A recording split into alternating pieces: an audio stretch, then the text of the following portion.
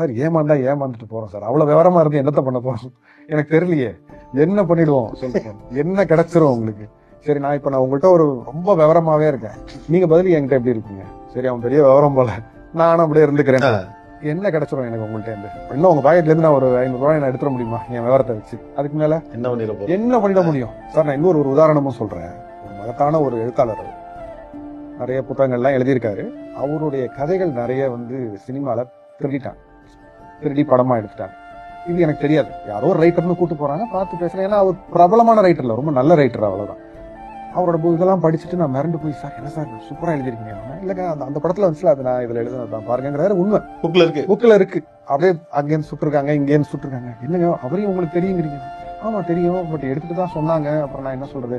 சரி, நம்ம வேற ஏதாவது எழுதுவோம். அப்படியே போய் என்னங்க சொல்றீங்க? இப்படி ஏமாத்தி இருக்காங்க.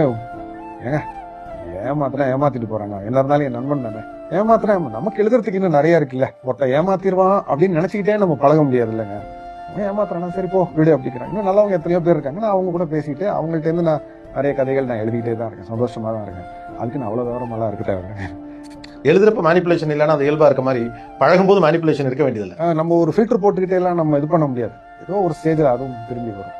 இன்னொன்னு அவ்வளோலாம் ஏமாந்துடவும் மாட்டேன் சார். நமக்குள்ளேயும் அந்த மூளை இருக்கிறது என்ன செய்யுது. அதனால அப்படிலாம் ஏமாத்திட முடியாது சார். ஏமாந்துட்டு போறோம் சார். அவ்வளவு விவரமா இருந்து என்னத்த பண்ண போறோம் எனக்கு தெரியலையே. என்ன பண்ணிடுவோம் சொல்லுங்க. என்ன கிடைச்சிரும் உங்களுக்கு?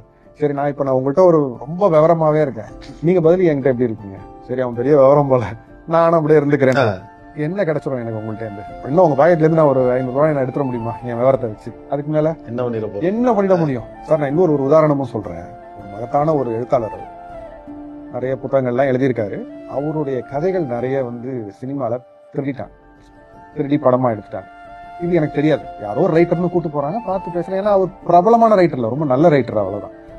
அவரோட இதெல்லாம் படிச்சுட்டு நான் மிரண்டு போய், சார் என்ன சார் சூப்பரா எழுதிருக்கீங்க? இல்லங்க, அந்த படத்துல வந்துச்சுல, அது நான் இதுல எழுதுனதான் பாருங்கிறாரு. உண்மை புக்ல இருக்கு. அப்படியே அங்கேருந்து சுட்டுருக்காங்க, இங்கேருந்து சுட்டுருக்காங்க. என்னங்க அவரையும் உங்களுக்கு தெரியுங்கிறீங்க? ஆமா தெரியும், பட் எடுத்துட்டு தான் சொன்னாங்க. அப்புறம் நான் என்ன சொல்றது? சரி, நம்ம வேற ஏதாவது எழுதுவோம். அப்படியே போய் என்னங்க சொல்றீங்க? இப்படி ஏமாத்தி இருக்காங்க. ஏங்க ஏமாத்திட்டு போறாங்க. என்ன இருந்தாலும் என் நண்பன் தானே. நமக்கு எழுதுறதுக்கு இன்னும் நிறைய இருக்குல்ல. ஒருத்த ஏமாத்திடுவான் அப்படின்னு நினைச்சுக்கிட்டே நம்ம பழக முடியாது இல்லைங்க. ஏமாத்துறானா, சரி போ வீடு அப்படிங்கிறாங்க. இன்னும் நல்லவங்க எத்தனையோ பேர் இருக்காங்க. நான் அவங்க கூட பேசிட்டு அவங்கள்ட்ட இருந்து நான் நிறைய கதைகள் நான் எழுதிக்கிட்டே தான் இருக்கேன். சந்தோஷமா தான் இருக்கேன். அதுக்கு நான் அவ்வளவு விவரமெல்லாம் இருக்க தேவை. எழுதுறப்ப மேனிபுலேஷன் இல்லைன்னா அது இயல்பா இருக்க மாதிரி பழகும்போது மேனிபுலேஷன் இருக்க வேண்டியதில்லை. நம்ம ஒரு ஃபில்டர் போட்டுக்கிட்டே எல்லாம் நம்ம இது பண்ண முடியாது. ஏதோ ஒரு ஸ்டேஜில் அதுவும் திரும்பி